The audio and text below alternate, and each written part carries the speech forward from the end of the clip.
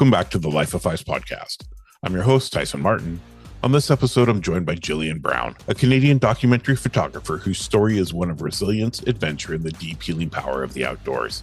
Jillian is someone who truly lives the story she shares. Her work takes her into wild places, often pushing herself to the edge physically and mentally, all in the pursuit of documenting the connection between humans, nature, and the power that exists when we slow down enough to listen to the world around us. Her journey with photography started early on in Ontario. After receiving her first camera as a young girl, she began documenting that relationship with the land and the animals around her. That connection would go on to shape the direction of her life. After studying fine art and photography in university, Jillian eventually made her way to British Columbia, chasing both adventure and the creative life. But like many powerful stories, that path wasn't easy. After leaving an abusive relationship, she found herself homeless, living in her truck, all while navigating a diagnosis of PTSD. And it was there, back in nature, that something began to change. The same wilderness that inspired her photography as a kid became a place of healing, a place to rebuild, a place where she began to understand just how powerful our connection to nature can be when everything else in life feels uncertain. That shift led Jillian to push herself in incredible ways. She became the first Canadian woman to paddle across America and completed a world-first expedition paddling a tandem sea kayak down the Colorado River through the Grand Canyon. Along the way, she documented landscapes, wildlife, cultures, and the deeper stories that live inside these places. Her work and her stories have reached people around the world through publications, speaking engagements, outdoor organizations, and even Bell's Let's Talk National Mental Health campaign, where she shared how nature helped her navigate PTSD and find her way forward. Today, Jillian continues to use photography, storytelling, and time spent in the wild to inspire others to reconnect with nature, with themselves, and with the idea that healing can sometimes begin with something as simple as stepping outside. This is a conversation about resilience, about adventure, about creativity, and about the powerful relationship between the natural world and our own mental health. Now let's get to the show. Hi, I am Jillian Brown, and I am based in Squamish, British Columbia. Lucky. Love it there. Love Squamish. We're basically neighbors. We are. It's exactly 1 hour and 15 minutes from my door to you. Unless it's a bad traffic day, which is most days. Oh, I think the last 3 times I've actually turned around heading up to see the sky because traffic has been so bad. I'm like, you know what? I'm going to go back and catch a ferry and go to the island. Yeah, if only there was a ferry to Squamish. Right? It would save so much time. I mean, if you're commuting into town, I mean, that must add so much time to your journey. Oh, it's just the other day we went in, I guess yesterday, we went in for my stepdaughter's play, and it took us 3 hours to get down to, we were just going to Abbotsford. It should be an hour, 45 minutes. And that's with traffic normally, an hour and 45. It took us 3 hours. And it was like the middle of the day. We left at 1 o'clock, 1:30. There was no logical reason. There was no accidents. There was nothing. But somehow everybody else had the exact same plan. Yeah, I'm actually in Langley, so I'm outside of Vancouver. So on your journey to Abbotsford, that Highway 1 with all that construction, it becomes a standstill 3 or 4 times a day. Yeah. So let's yay Canada. Right. Yeah. Vancouver, sea to sky. Yep. Let's break into some of your backstory. Let's break into how you figured out that photography was such a important part of who you are. Sure. So initially, when I was a kid, I was very much into art. So drawing, painting, sculpting. And my parents realized that I had both a passion for it, but a knack for it as well. So they really catered to that and put me in art classes since I was really young. Even when we had moved around a little bit up until we settled in Winnipeg, Manitoba, I was always in art classes. And then when I was 10, I've told this story quite a few times, but it's how I found my love for photography. So when Amazing. I was 10, we did a family road trip, and it was, I believe, from Toronto to Winnipeg within that area, from what I remember. But I was given my first camera, this little Crayola camera, plastic yellow film, and I probably took hundreds of photos. Was that the 110 film, like the little, like the thin plastic, like cartridge that popped in the back of it? I couldn't even tell you because I was 10 years old. Yeah. 27, almost 30 years ago now. So I know it was film. And I remember exactly what the Crayola camera looked like, but I don't even remember changing the film in it. So whether I thought that it just had limitless film at the time, but I know I took hundreds of photos, and none of them turned out. So it was like that moment that I was like, I'm never letting that happen again. There was this one image that I still remember.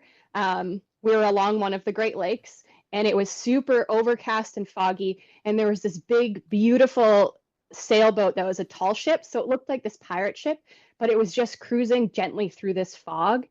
And I took photos of it, and I still vividly remember that. And that was the one photo I was like, I have to see it. And I couldn't even get a chance to view it. So I swore I was never going to let that happen again. And at 12 years old, I had the opportunity to be able to start practicing and working in a dark room. And from there, all my schooling was based around photography and fine arts. So going to specific high schools rather than going with my friends, I would go to them because they had photography and good art programs. That's incredible. Yeah. It's so important too, like when you talk about education with photography. I was very lucky. We have a fine art school here in Langley that has a great photography program. One of the teachers brought me in to speak to the kids about, I always look at myself as an artist. I'm not trying to be an influencer. I'm not trying to be anybody that I'm not. I'm just trying to be as true to myself as I can be and capture the work that means the world to me. And talking to these kids about how, social media, trying to give them the little bit of pitfalls that I've dealt with in my short photography career, with dealing with brands and things like that.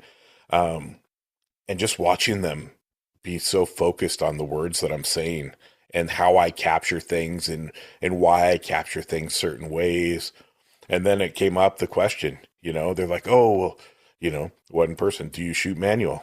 Actually, I don't. I shoot aperture priority and auto ISO because the way I capture is I see something, I capture it, I leave. I don't multi-photo. It's one photo and I'm on my way. And then we had a great conversation. I left. I get called a few months later to come back because the kids had done a project on the way I talk, like my photo style. So I got to walk down the hallway on both sides with these images they printed, in the darkroom. Amazing. Of their process after they heard me talk about my style of shooting. So I got to talk to each and every one of the artists about their photo. And it was such an incredible moment for me. It's probably the highlight of my career so far that I got, one, become very good friends with that teacher. Her name's Jen Eccles. And I love to say she taught with reckless abandon because she didn't force them to learn the triangle. She didn't force them to do this. She let them shoot and then just guided them in the proper direction. So hearing that you were so focused at 10 years old because you saw this amazing capture and then you missed it. You didn't capture it right. You were determined to make every image work from now on. I love that. I love hearing that passion at such a young age because most 10-year-olds want to play video games. Yeah. Right? And you're like, I'm never missing a photo again. I think part of it's attributed to the way I was raised, of being out. Like I mentioned, we moved around a bunch when I was little, but when I was grade 2, we settled in Winnipeg. But throughout all of it, we had our family cottage, which is coming up on 80 years in the family. We're on our fifth generation, and it's in Northwestern Ontario, and it's on an island. So I got to be raised there since I was born with my grandparents, great-grandparents. We would have cousins out. And so I truly believe that I was able to follow my passion and connect to my passion because I grew up with a generation that was very much, for one, very much set in that, like, go after it, work hard ethic, but play hard too. But they also, my parents were very much open to the idea of what you are passionate about, you can go for, and you can achieve it. It doesn't matter if it's you become the black sheep or are considered a black sheep, or if it doesn't quite conform to the normal, which is a little bit different than that old school mentality. So getting both, I think really is why I was able to kind of push through. But also when it comes to photography, as most who are professionals and a lot of those who are trying to become professionals need to know, is that most professional photographers still have other jobs that they're doing. It's very hard to be able to sustain a lifestyle, especially in British Columbia, just going to put it out there, a lifestyle just through photography, to pay your bills. So having that mix allowed me to still go and work other jobs, whatever they were, and think of it as, this is how I'm able to do my passion, because going and doing that gave me the paycheck and the ability then to still go and do my photography. Thank you for sharing that. I had an episode recorded with Crystal Wright as well. And I mean, she won the Red Bull Illume. Like, that is a prestigious award. She's been on National Geographic with her own episode. And I always make this joke, like, hey, your name's well known. You got it made now. And she's a very, very blunt person. And she's like, well, I can tell you, a year ago, I was shoveling rocks for my brother's construction company to make ends meet because jobs weren't coming. So in order to get a job, photo jobs, you have to hustle. Yeah, your pedigree and what you've done is there, but it's still a hustle, because there's 2.5 million photographers who are trying to get the exact same job. And they will do anything to stab you in the back, to step over you and make it happen. And that's, for me, was something I couldn't stand. I grew up in a very abusive household. I had a Vietnam veteran father.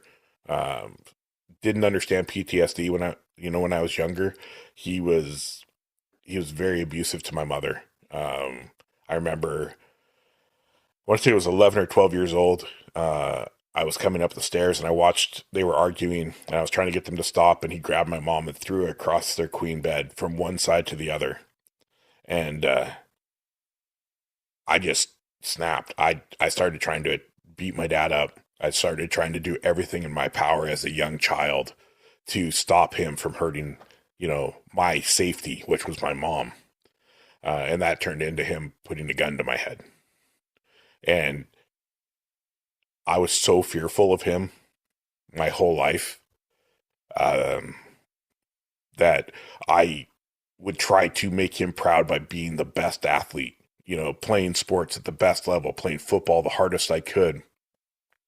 That I actually remember the day I got a concussion and I couldn't even see straight. I was nauseous on the sidelines, and I'm being yelled at by my father and my coach to stop being weak. Because, 80s, men don't cry, men have no emotion. We're tough, we're warriors. And I remember quitting football that day and quitting sports that day, and just 100% focused on my skateboard, because my skateboard was an escape. And it was me. I did it for me. I did it for that passion of myself. And when my parents split in 1989 and I moved from Oregon to Vancouver, where my mom was born, my life was so different. I stopped talking to my dad for 10 years. I just got a chance to kind of just be myself without stress. And that led me down this weird path of trying to get this person I am currently out of my body so people could see it, and still having that old mentality in my head. So to hear that you had parents that were super supportive of your craft, like, I wish. I wanted to play guitar growing up. My dad said, nah, real men don't play guitar. And I was like, oh, you shoot guns and chop wood. And I'm like, oh, that's what I do? Okay. Trying to connect with my dad on any way I could. And through this show, I actually got a therapist, and I started working through my traumas of my childhood. And just, October of 24, I was in the hospital from a staph infection, almost killed me, which was crazy. Yeah. Experience I never want anybody to go through, because it was insane. But while I was in there I was almost 4 weeks in there, and I was by myself a lot. I was on quarantine. Nobody could come in the room unless it was my immediate family. I couldn't leave the room. It was the weirdest thing. But I had a lot of time to think. And I said, my dad's passed away. He passed away at 99. But I said, I think I actually forgive him. And not forgive him for the pain he caused me, but forgive him for me me learning about what he was going through. Yeah. Vietnam and PTSD is a crazy thing. And I know that's a huge thing for you. Yeah. PTSD and mental health. And, I've read a lot of articles about you. I've been a fan of your work for a very, very long time. And then when I started understanding, like, oh, okay, she's understands this mental health thing and how important it is for people to hear about it and know that it's a normal aspect. So I just want to say thank you for sharing and being out there and letting people know it's okay to not be okay. It's okay to talk about what we're going through. And it takes strength and courage to admit that we've been through things that other people have never even experienced, but it may save them later in life. It may save their children later in life because they know they're not alone. Yeah. Well, thank you for sharing that. Yeah. And I agree with what you just said for sure. If you don't have the experiences that you've had in your life, you won't be the person you are through it all. And so I wouldn't be the person I am. I wouldn't shoot even photos the way I do without the experiences I've had in my past. Yeah. And I'm thankful for that. I'm proud of the way I showcase stories and images. And I like to think that I am compassionate and empathetic within it. And hopefully it can be seen as well in my writing that accompanies most of my photos. And I think that's something super important, as well as in that photojournalistic category. Those are so lost. So I think it's very important on that side to showcase it. But also, I mean, being creative, photography or writing, whatever it is so healthy. It's so good for your mind as an outlet, however you see fit, for mental health. And PTSD, of course, as well, which is in the same realm. But yeah. Sorry, my dog. my son just came and got mine because he would be like right here. Oh yeah. He'd be like, what's going on? Who's this? Yeah. She's always close by. Yeah. My dog, this is Stella. She passed away 3 Christmases ago now. I had her for 13 years. She was my ride or die. I called her my co-pilot. Nice. Everywhere I went, she was there. And she was the sweetest pit bull ever. She was such an amazing dog. So my coworkers, one of their uncles does this work. So they had it laser etched. And on the back, it says my forever co-pilot. Love it. When I put my area together, dead center, had to be there. I love my dogs now. They're amazing. But that dog was, you have that one dog in your life that is just over the top special. That was Stella. Yeah. So she was my everything. Makes me sad. I understand everyone that's had a dog, I guess a pet, but a dog in particular, I think, has their one dog that they connected with on a different level. Yeah. And my dog now is amazing, but I had one, Roxy, and when I was going through an abusive relationship, I had her. And we had started a dog sled company, all these things, but she was always mine and she was there. She would get between me and the abuser to try to protect me, even like sit on my lap and get between us. And when I finally left my whole world and was homeless, I had her with me.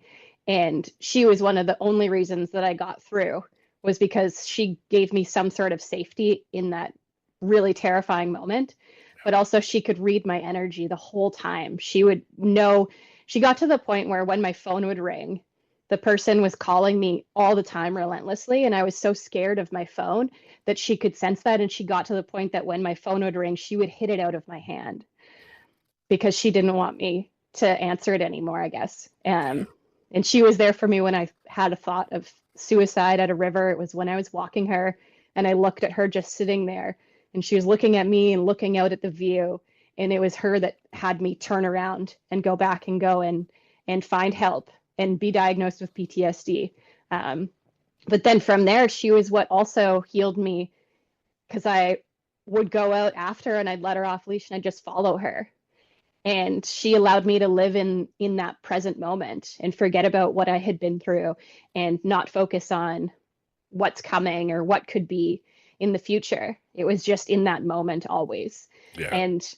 And once I was back comfortable at that time, the only photography I was doing was just to make money. So it was family photos and weddings and things like that, which I do love doing, but it's not my passion.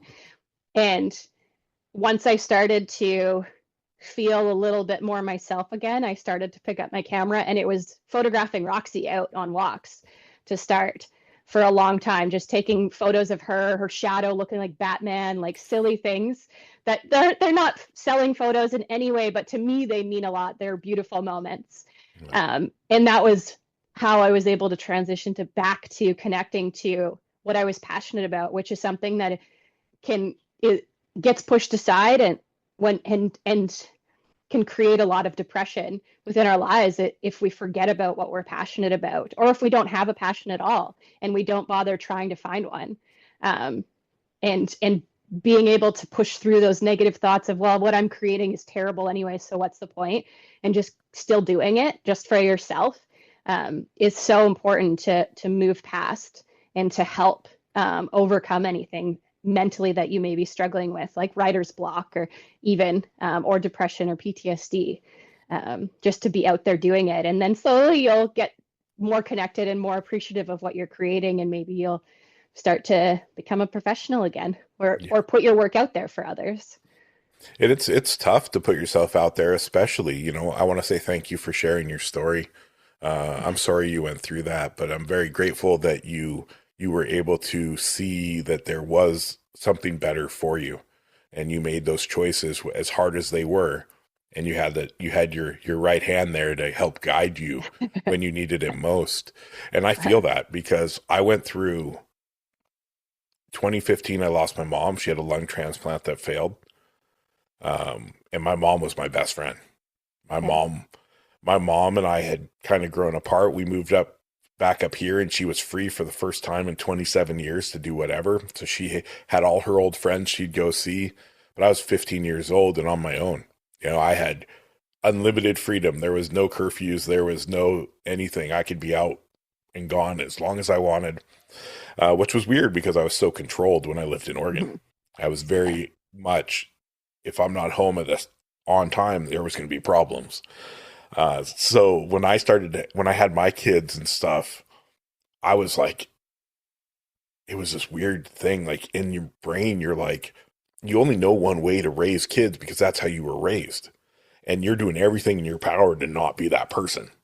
And I feel I ended up raising my kids on my own for 10 years, all four of them. And wow. They understand now, but they didn't then, why I would come home and make dinner and then I would disappear into my room. And it was because I didn't have the money to make sure I had enough food for myself. I didn't have a car. I sold my car to pay our mortgage, make sure the house was there. I was doing all these things. I was working 2 jobs. I was trying to do whatever I could to give those kids the life they deserved. Mm-hmm. And now I feel like they finally understand, now that they're older, they finally understand why Dad was like very much, it may have felt standoffish, but I was just doing everything I could to not let them see me giving up. And I think kids connect to things a lot quicker and sooner than we realize too. Yes, very much so. Like especially energy levels too. Like they can read when Dad's hurting. They might not say anything because they don't know the words or how to help in any way because they're a kid. But they connect to those sorts of things for sure. I think a lot younger than we give them credit for. Yeah. And they're resilient because their mom passed away in 2017. And like it was just an insane thing. It involved fentanyl. It's 6 months in a coma, like all of the stuff that I never would wish on anybody that my children had to go through. and she passes away right before they have to go back to school, like 2 days before, 2 days, yeah, like 2 days before they're going back to school, and just watching them be crushed, and watching my oldest son still suffer from it. He blamed himself because the last weekend, before she passed away, he was mad at her because she had bailed on them for something, and he's like, I'm not coming with you, right? And now he blames himself still, and it's been, I mean, 2017 to now, it's been almost 9 years, and I'm still helping him try to get through it. And that, as a father who knows what he's going through, and you're trying not to put that on yourself, you're trying to give him an outlet to talk, and he's finally finding his voice. He's finally sharing and doing all this. My camera is going crazy. I'm not even sure what's going on here. It doesn't want to hear. It doesn't know if it likes these stories. But yeah, like, it's neat to see him finally understanding a little bit more. And he wants to be a chef now. So like, hearing what he wants to do, I'm like, yes, you're 24 now. You had a few rough years, but it's not your fault. You're understanding that. We're going to move forward. So Jillian, I just want to say, like, thank you for being here to share your PTSD and your traumas, because that connects with me. It connects deeply with me because it's stuff that means the most to me. And I read the Canadian Geographic article that you do stuff with the military and first responders and things like that. And if there's any way ever that you need someone to be there to help talk and be part of that, that is my goal in life, is to change a life, even if it's only one life. I have no idea what my camera's doing. That's completely the reason I do it, why I share openly. And I appreciate everything that you've said, because so many people would never tell what you just told in so much detail, especially in particular a man.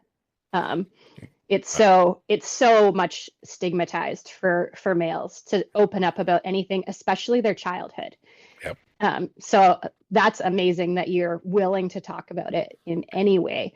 And what you said with, if you can help one, I say this all the time, that's why I'm so open. For one, I don't need to hold any secrets or anything.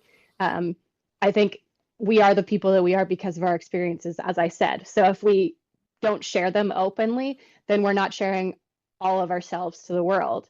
And that's what we're here to do, is to share and help others and heal, and grow and develop into the best version of ourselves. And I'm not one to, I believe in whatever. I believe in everything. I love to hear other people's beliefs and faiths and all of that stuff.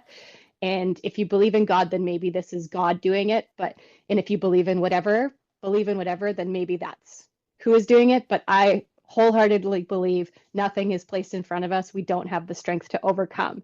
And those who go through the hardest and darkest of times are the ones that actually have the most strength out of all of us. And they just have to find that belief in themselves that they do. And those are the most extraordinary people in the world, and the most resilient, and the people that we need to be hearing from more and more, because they're the ones that are going to teach us how to be the best versions of ourselves, for sure.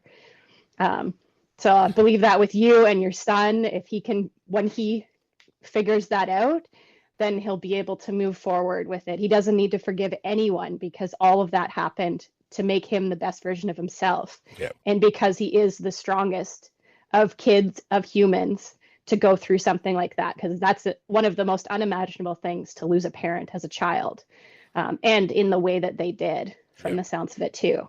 It was very traumatizing, for sure. Yeah.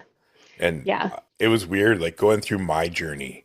I remember even up until 2 years ago, Jillian, I was still fighting that old school mentality of, like, I'm a warrior. I'm as tough as they come. Pile it on. You're not going to break me. Good luck.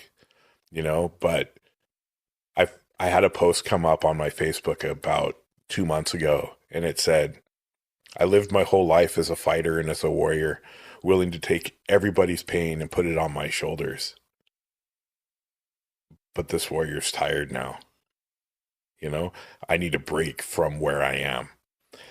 And it was episode 4 of this show that actually allowed me to share that I believe everything that I was taught growing up, as far as what a man should do, was a load of crap. It was, I never wanted to be that way. I was a football player, blah, blah, blah, blah, blah. I hid the fact that I used to like to read books. Like, how silly is that? Because you people would want to, they want to harass you. I had a temper. I was being beaten at home. You want to harass me, it's not going to end well. Yeah. Because I'm going to explode. Because I can't explode at home, I'm going to explode here. And I didn't want to live that way. So I just started sharing about my life. Because if somebody who, especially a police officer, a military veteran, a first responder, anybody can hear another man, 6'2", 275-pound big dude who grew up in an era where you had to be tough, say that's a load of crap, and we talk about our problems. And I'm starting to share everything I've been through, and I want to share it on this platform because I want everybody to hear. No matter what we've been through, it's important. Well, no matter what we're going through, there's others who've been there that are there to help you and to listen, even if it's your dog, like you. Yeah. That is so crucial to building a positive future. That, I love the fact that, yes, I am a photographer and you are a photographer, but our conversation is connected even deeper now on our PTSD and our traumas we've suffered that have made us stronger in the people we are. For sure. So I'm so grateful for our conversation today. I love it. I love it so much. And you can the thing is once you connect to what I was saying, that belief in yourself, you can shift all of that into this incredible power. And you can look at every problem that comes up in your life, every challenge, you can go straight into it, hit it head on. You can say yes to projects that maybe you wouldn't say yes to if you're going in the photography world. After I was homeless, when I was homeless, I did a trip across Canada. I left my dog behind even because I needed it to be fully for me. I needed to have the complete control. If my dog was there, I would have to cater to her in some way, and I needed it to be for me. And I needed to reconnect to all of my passions, my family, who I'd pushed aside because of where I was at and the embarrassment of what I had gone through. And I was trying to get sponsorships. I was living in my vehicle for the trip. I lived in my Jeep for 77 days and toured all over Canada. and I made a little box to sleep on and stuff with all my gear under me, with the help of a friend who was a boss, a painting boss, who is the only reason I had the funds really to go. And I wrote this sponsorship letter. I had no idea what I was doing. I just wrote a letter that kind of explained a bit about what I had been through, about this abuse and homeless and all of these things. And I sent it everywhere, and nobody responded except for the Canadian Women's Foundation, and they wanted to publish it. They didn't want to sponsor anything, but they wanted to publish it. And I hadn't even talked to my family at that point about what I had been through. And I knew the date it was going to go live. And it pushed me to open up to my family prior to. And then when it was released, about a year later, I was booked for this photo shoot in Squamish in British Columbia here. And it was for a woman who wanted headshots. And I went, we did the session. She was lovely. She's older than me. Lovely, lovely woman. We had great conversation, and she goes to her vehicle to write me a check for the session. And she turns to me and says, I need to tell you something. I booked this photo shoot because I actually saw your article in the Women's Foundation, and I was in an abusive relationship at the time. And seeing this young woman have the courage to tell her story, to leave and to share it openly like that, gave me the strength to leave my relationship. And I was in Ontario, and I moved from Ontario to British Columbia, and I booked this photo shoot to tell you that. And it was it still makes me try not to cry every time, because we've stayed in touch. She's come to a whole bunch of my presentations. She's so supportive of me and my work, and she's in a loving, amazing relationship now, which is so fantastic to see. And it's incredible. Yeah, and it was just like that right there. If that's the only person in my entire life that ever tells me that I've done something by telling my story, that's enough for me. But that's motivation to keep sharing Yeah. and to keep telling it, because there might be one more out there. And it's the same for you. You keep sharing, and the tools that you're using, like the photography, that's a tool to heal. Yeah. You got to keep sharing that and make that known, because somebody is that's gonna resonate with. Um, Oh, and that the other part of that I was gonna go into was, after I had gone through all of that and did this trip, and I had kind of reconnected again and felt like I was healing and doing great, I started to say yes to all these opportunities, and ended up going and doing this paddling trip on the Johnson Strait, documenting this expedition group with paddling with orcas. And I met their guide there. And we hit it off as friends. And he had mentioned while we were out on this trip in the pouring rain out the Johnson Strait is the channel between Vancouver Island and the mainland of British Columbia, just so everybody knows. And that's where there's lots of orca that travel through, the residents and the transients. And it's a beautiful wild place when you're up towards the northern part of it. And we did see orcas and had this amazing experience. But Jamie, this paddling guide, had talked about this crazy idea of taking this tandem sea kayak down the Colorado River. And I was like, that sounds pretty cool. Like, I am not a whitewater paddler, but that sounds like a great trip and a great idea. And come a week out from when he's to go on this trip, he calls me, and actually he sent me a message on Messenger saying, listen, my partner has bailed on this trip. We leave in a week, and you had expressed some interest. How do you feel about it? And I was like, well, I'm actually about to go paddle right now, so I'll have to get back to you. And I didn't even go, before I even made it to go and paddle, I had written him back being like, I'm in. And I got to do this crazy world first, document it, but also be a part of accomplishing it.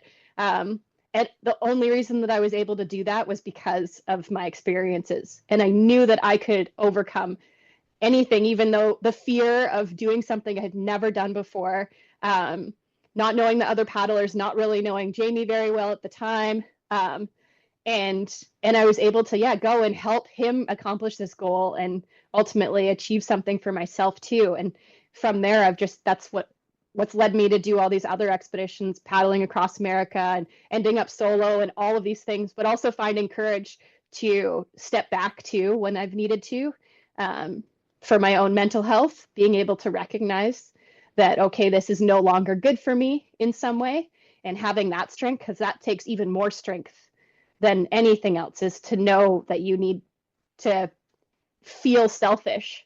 Because a lot of people that have gone through abuse in particular, or PTSD, feel selfish just in everyday life, just in living. So to be okay to be like, I need to do this for me, is not a selfish thing 100%. At all. You have to take care of yourself, and only you can save yourself and heal yourself too. So you have to take credit for that. If you wake up every morning, be proud of yourself for that. If you go and do a world first, be proud of yourself for that. If you just go and after a week, you haven't been able to be motivated to even clean your dishes, and then you go and clean one dish, be proud of yourself for doing that. If you're in those dark days, it's those little wins. And then as you get to be more healed and more connected, it's the big wins. and people need to understand too, when you're in those dark moments, a lot of people feel like they're a burden, and you're never a burden. I mean, I'm very vocal about, like, my inbox is open. Like, send me an email. Yeah. If you just need someone to talk to, send me an email. You know, I'll with your phone number, and I'll call you, and I'll do whatever I can to let you know, like, your life is worth it. I just had this weird thing about our conversation. December 18th of 1989, my mom got the strength to leave my dad. Amazing. That's 2 days ago. Yeah. Like, this conversation was meant to happen today. Yeah. I'm grateful that you rescheduled, because, like, there's such a connection to what I've been through, what you've been through, and what our story generates. And now we're here to talk about photography. Like it's so intertwined, and people don't think about that. Like, and say, like any hobby, there's so many ways to intertwine it into other aspects of life. Yeah.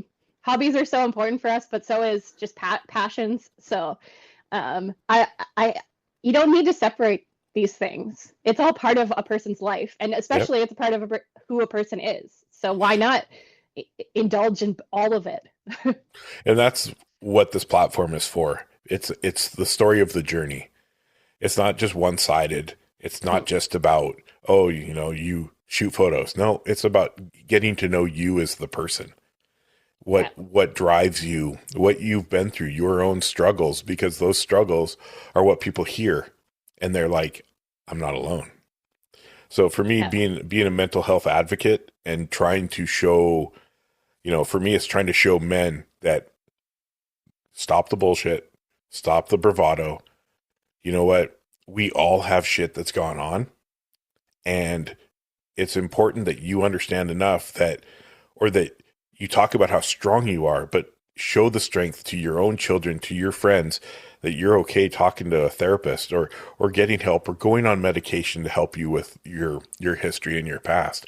It's not a weakness. It's not a bad thing. It's truth. It's reality. This is what we go through. No matter what you think you can handle, no matter what you think others are going to think about you, it does not matter if you don't put your own health and mental health first. Yeah. Dang, listen to that. That was good.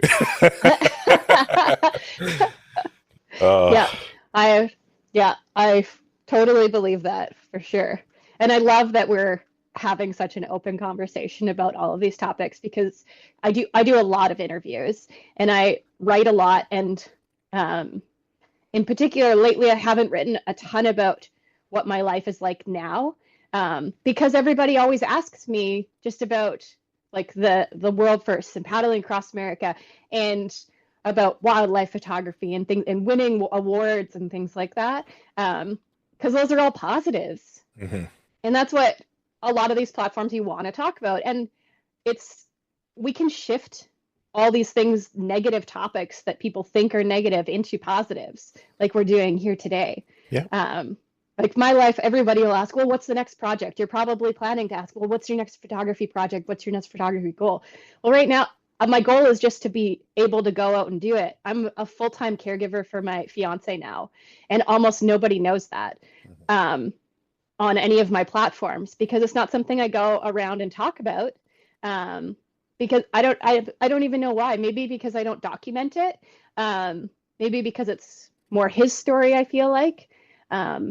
But it's still a part of me, and it's a part of my photography because it connects to what I'm doing with my photography in those days. And to me, being able to go and do my photography while being a full-time caregiver to him is huge, because he's supporting me. Even though he needs my help, he supports me doing my passion still.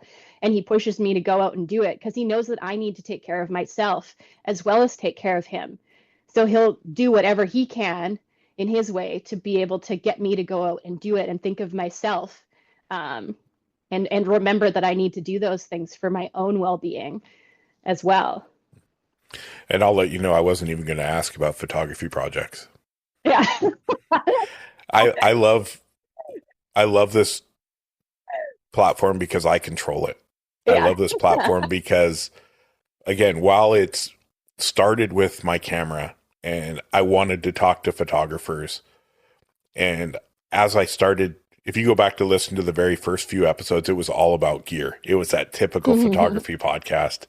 And it just, as cool as it was to finally do it after 2 years of telling myself I should try, it felt very generic and cookie cutter. And the way every other podcast is, oh, what kind of book are you working on? I love the process of the books. You know what I mean? I love the process of people. I want to hear about the putting together of the book. Yeah. I want to hear about that story. And then I've started recording follow-ups with the original people so I can hear about the continuation. Amazing. Because a lot of times these shows, they just stop. And the artist talks about so much that they're working on, but you never know where, when, or what happened from their point of view. Yeah. So starting on Monday, so the 22nd, 3rd, 4th, 5th, and 6th are all follow-up episodes with original recordings. That's cool. I'm going to do every day. It's just, there's so much to give in the world. And I want people to, I just want to help people. That was something I learned in the last few years. Like, I was adopted, and I just found my birth family 3 years ago. Oh, wow. And I'm Indigenous, and I was really trying to connect. So when you're in Oregon, you start looking for all the Indigenous tribes around Oregon, because that's where that's instantly what I thought. Yeah. So I was like looking all over Oregon. There's people saying, "Oh, you're probably from Klamath Falls." So I started doing the history dig in Klamath Falls, and then I'm sitting there. A buddy of mine sent me an ancestry test. You know, the DNA test. Yeah. Sat on my desk by my monitor for 2 years, and I looked at it every day, and I'm like, "Nah, I'm not going to do it." And I finally just I'm one of those people that I'll think about it, and it looks me in the face, and then I finally get frustrated enough that I haven't done it. I just run in and do it. Yeah. That's what happened. And then it took about a month and a half to get the results back. And within that first 2 days of results, my partner, she found a photo in the ancestry tree that was connected, which turns out she's my first cousin. And she did a Google search for that, and it popped up with a Facebook profile. And on that Facebook profile had my aunt, my mom, and two of my sisters. Wow. And then it was just this weird connection. Like, I did the eeny, meeny, miny, mo between the two sisters. Who's going to be on social media more? The older one or the younger one? And I'm like, well, it's Facebook, so I think the older one. So I just sent a message as like, hey, do you know so-and-so? And she like right away, yeah, that's my mom. Why? And I said, I looked at my partner and I said, do I like rip the Band-Aid off or do I just like beat around the bush? And she's like, well, you know, you might want to, you know, take it slow. And I was like, oh, too late. I just sent her back like, oh, I think she's my mom too. And it was like an instant response. She's like, holy shit, this is happening. And that year prior, at my youngest brother's wedding, the Michael, who's the second oldest of my 5 half siblings, had let everybody know at the wedding that, hey, we have a half brother out there somewhere. So they had just all heard about me, and here I am popping out of the woodwork. Wow! And they've been amazing. I have been down multiple times. They're all in Washington State, so I've seen them. I've been able to connect with them. They've been very welcoming. And then I talked to my birth father. I've talked to him 1 time, 2 times maybe, and found out that my home community is actually in Merritt. Oh, wow. So I moved to Canada with my mom, and I'm 2 hours away from my home community. So that was a pretty cool connection. And that's something I'm looking forward to getting more involved in over the next couple of years. Yeah, that's incredible. Yeah. It's weird to think, like, my whole life I knew I was adopted. There was never a question. I grew up being told, like, don't tell people you're an Indian because they'll treat you different. Oh, wow. And that sucks. So that actually stuck with me till my late 30s. I just would be like, nope. You know, if people asked, just because it was all I was taught. And then one day I was at an event and I was on a bridge, and about, I don't know, maybe 400 feet away, they were drumming and singing.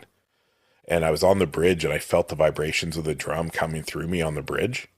Yeah. And I'm looking around and I'm looking at everybody else and nobody's reacting. And I'm like, does nobody feel this?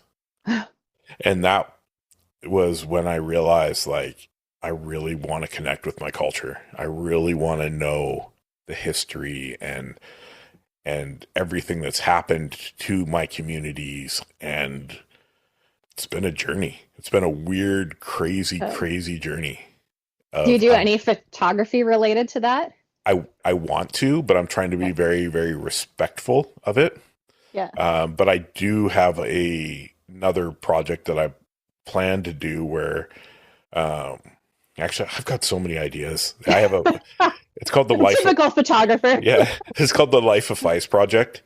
And I'm trying to connect with a brand like Camp Snap that will provide me with some cameras that I can get into Indigenous communities across North America. Yeah. So the kids can shoot for 30 days and then send me back the cameras, and I'll do contact sheets and then get a group of colleagues together, that not to critique, but just to share the love.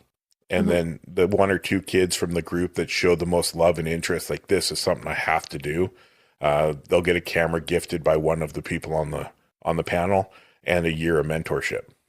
Amazing. And then that led to working with inner city youth in the US, and in Toronto and Vancouver, and trying to just give kids an outlet.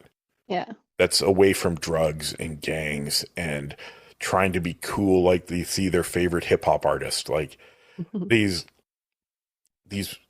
people who are influencing this generation that's out there right now, it's scary. Right? It's very scary for kids coming up. I mean, I have 2 stepkids, one's still in school, and like, I'm worried. Yeah. Because there's a lot of kids that just don't have the respect. They think they can do whatever because they saw it on the internet. Yeah. And that scares me. Yeah. I have 2 stepdaughters, and we just do everything we can to give them experiences away from all of those pressures, but all of essentially the norm nowadays. So when we have them, we try to go somewhere new, or we go out. We have a camper that we have out in the woods and surrounded by crown land and rivers, and we have a little quad there for them. All these things. And then we have the family cottage. They now every summer come out there, and they get to be raised the same way I was, with all their cousins and great grandma and grandparents, and doing everything we can when we have them to give them the same kind of upbringing that we had, which I think our generation had a really amazing upbringing, the 80s, early 90s. Just because we were in that, like, in the everything era. Like, I don't know how else to put it. We had the old mentality of like working hard, like that ethic of living. But then we also had that generation of starting to have internet access, unlimited, and then cell phones started once we were teenagers. That was when cell phones kind of started, at least me, like myself. I'm trying to put together, you're a little bit older than me, but I'm much older. 51. Okay. I wouldn't have guessed that. And I'm much older than people realize as well. So, having that and trying to bring our kids back to that kind of style of like being outdoors. And you can have your phones once in a while. Like we had our things. We would have our hour of TV or whatever it was, whatever the rule was in your house. But then we were outside and we didn't have all that devices and all those pressures, and our mental state was better. It's once we had all of that noise that mental health started to drop a lot more. And that's why kids these days have a lot more difficulty with mental health issues. So giving them outlets like photography, because photography, typically it takes you outdoors too. And it makes you refocus. It gives you like, when I was following my dog, it makes you focus on just what's that present moment. You can't see anything else essentially other than what's through your viewfinder, which eliminates all that other noises of social media or being bullied at school or whatever it is. It pushes it all aside because you're just fixated on what's through that viewfinder, which is why it's great for kids, but also for PTSD, those struggling, and just those struggling with mental health in general. Yeah. I think it's neat. Now I've noticed like magazines are coming back, like one of my favorite skateboard magazines growing up is now back in print. Oh, cool. Like, how cool is that? That's awesome. Like Leica has their own magazine. They do it in print still. Like, that tactile. Mm-hmm. I want my kids to know what it was like for, I loved every month on magazine day. Yeah. And that's what I called it, because I'd go to the magazine shop and I'd come out with 5 or 6 magazines and I'd go home and I'd read them cover to cover. And that's how we learned what was happening in the hobbies we loved. Yeah. It wasn't Instagram. Like, You know, a skateboard video is once a year if you were lucky, and you'd see all the new tricks. Now it's every day on Instagram. You can see a video part ender, no matter what your passion is, on Instagram every single day by a 7-year-old. Yeah, that makes you. Yeah. The worst part about it is it makes you feel like everybody's better than you at everything. Yep. And it's like, that's the worst part about social media stuff. Yeah. So I love the fact that you're taking them back to, you know, the Ontario, or you're taking them out into nature. Because to me, being Indigenous, I've really learned to try to connect with Earth. You know, I think like when I was a wildlife photographer, that was what I loved doing. The lower mainland wildlife photographers are people that I can't connect with because I watched them harass animals to get a shot. And I'm like, nah, I'm not there for that. I'm not going to throw rocks at a nocturnal owl in the middle of the day that you found so it opens its eyes. You know, like that kills me. Yeah. And, you know, but I would always thank the animal. So I was out with some grizzlies once, and I was like, you know, I was always just so grateful. I was like, thank you so much for giving me the moment to attempt to capture this picture but I will remember this time forever. And the person with me looked at me like, did you just thank the animal? Yeah, I did, because they chose to give this time to us.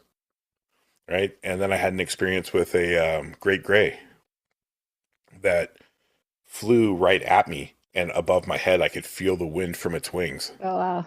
And I only had a 24-70 at the time, but I captured this image of the wings in motion and the owl looking straight at the camera. And I was just like, whoa, you know, it's amazing. Just such an amazing experience.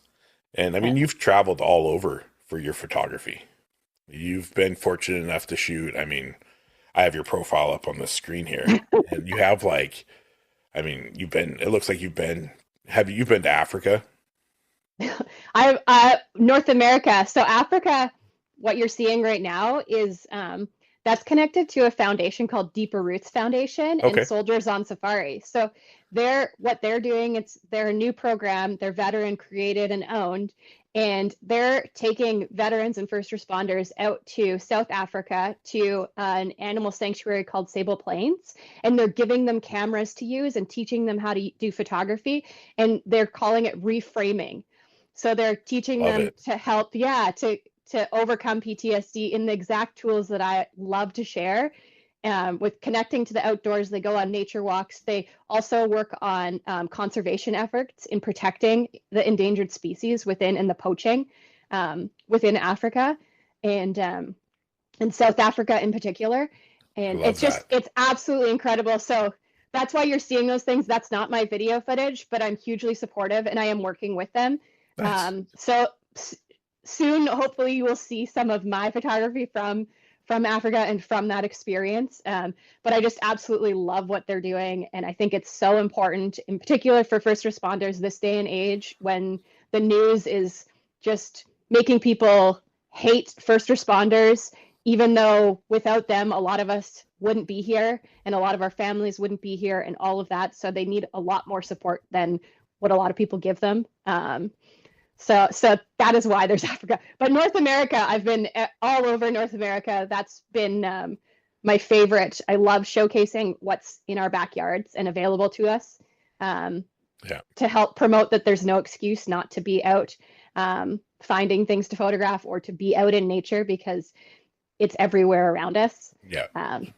I have a very good friend. His name is Nick de Jong. He's from South Africa. He was a photo guide. Okay. And he's starting up, wanting to create his own guiding services. He worked with huge resorts there. I'm going to give him that information because he's one of those people that I think that would do wonders for them. He's an amazing photographer, but he's also very caring and knows the work. I mean, he's doing conservation there. He could just something that's amazing. Yeah. And I agree. First responders, in 2017, I lost a friend. His name was John Davidson. He was an Abbey RCMP officer. He was killed in the line of duty. And I just got to know him because at the time I was managing a bicycle shop and he rode bicycles and he would just come in on his days off and we'd just talk. But we hit it off and we became very close. And I was fortunate enough to be invited to a gala for him in memory of him, and they gifted me with a beaded bracelet that had his picture on it and his, and it's so crazy what not only the family goes through when there's a trauma, but what they deal with on a daily basis, the lack of respect for authority, Yeah. people just assaulting them, people treating them like garbage, people posting videos because they're like, oh, this person's wrong. No, they're doing their job. Yeah. Their job isn't, they're not harassing you. Maybe Yeah. don't do something stupid and you wouldn't be in that position. And, when John passed away, it was the first time I had somebody that I had been friends with for years that died in the line of duty. And it was painful for me to go through that because I no longer had the guy coming in on Saturdays to just, have a great conversation and let him kind of release some of the tension he had from the week. Yeah. So I think it's so great that this company is doing this for veterans, for first responders. I don't think the military people get the respect they deserve and what they go through to protect this country and give us the ability to be as free as we are. Yeah. My brothers on my mom's side are all in the military, in the U.S. military. And it's so crazy for me to think because I watched my dad being a Vietnam veteran and I was like, I am not going to be near the military. There's nothing that could ever draw me into it. But I have so much respect for the sacrifices they make to allow me to live the life that I live. So yeah. I want to connect with that company in some way, just to thank them for what they're doing. So yeah, Deeper Roots Foundation. Yeah. Gregory Schwabe is the founder. And they're very new. They're just starting out it's been a couple years, so they've run a few programs. But they're looking for funding and support, and I think it's incredible. So that's why I've been sharing on my platforms right now what I can. Yep. My fiance just was medically retired from the RCMP from injuries on the job, and then he was in an accident soon. Well, he wasn't on duty, but he was in another accident, which is why I'm his caregiver now. So knowing his struggles every day with the PTSD from it. Yeah. And then I worked at a PTSD camp. That's how we met originally. I was CEO and lead guide and photographer for a PTSD camp. So I was working with veterans and first responders. That's amazing. Yeah. And it is like the most incredible experience in that way, to have been there for a couple years working with others, and sharing my tools and getting to learn some of theirs as well. There needs to be a lot more places for those types of people. I mean, everybody has their struggles, and we can't compare one to the other when it comes to traumas, because to each person, their trauma is just as bad as another person's. So you can't go comparing in any way.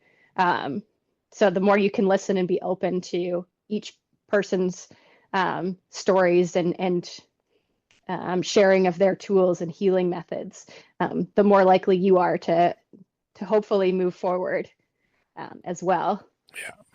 Well, do me a huge favor and thank him for me for everything he sacrificed. That means a lot. It means the world to me. What they do is not easy. The sacrifices they make daily is not easy. Everything that they see that they have to hold on to is not easy. And I appreciate them willing to be the person to do that.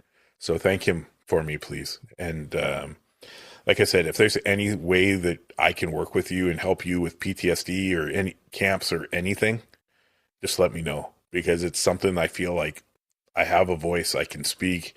It's something I can help share a story, and help others, because the world, we need to get back to helping our neighbors. And that's the big one. I agree with you. Well, we're neighbors, so we should probably meet up and maybe discuss some projects. I'm 100% down. Because we weren't going to talk projects on the podcast. Yeah. And you've made this podcast exactly what I wanted this podcast to be, is that we have a connection through photography, but it's more about personal story and sharing life. So I want to thank you for your time today. It's been an incredible, there's been, I mean, I've loved every episode, but there's only been a handful that have hit me in the soul the way it's supposed to. And this is definitely one of them. Well, thank you for having me. It's it's always my an pleasure. honor to be on a podcast on somebody else's passion like this, and to have a good conversation. I 100% agree. Where's the best place for people to find you? Instagram is probably the best. I'm pretty easy to kind of Google if you're trying to track me down as well. Jillian A. Brown Photography on Instagram. Pretty easy to find, and feel free to reach out. Just as you had said, I'm always open to having conversations about literally anything with anyone. Always open to chat. Yes, Instagram, find me on Facebook too. Jillian A. Brown Photography. Perfect. Well, thank you so much again. Enjoy the rest of your day, and I will send you a copy once I get it edited. Sounds good.